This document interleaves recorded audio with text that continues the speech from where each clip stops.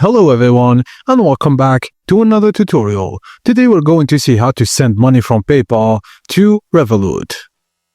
You can transfer money from PayPal to your Revolut business card, but note that this feature is only available for Revolut business accounts in these countries, like United Kingdom, Austria, Belgium, Cyprus, Estonia, and most of Europe. Firstly, go to your PayPal website or open the app. In your account, select Wallet, then click on Link a new card.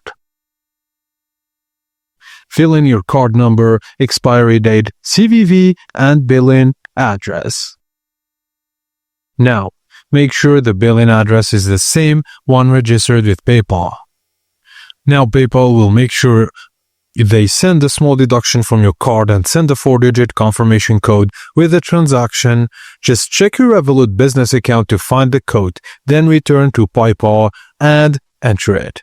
Just note that your card must be activated for online purchases and your card must have at least a small balance so PayPal can make the verification charge.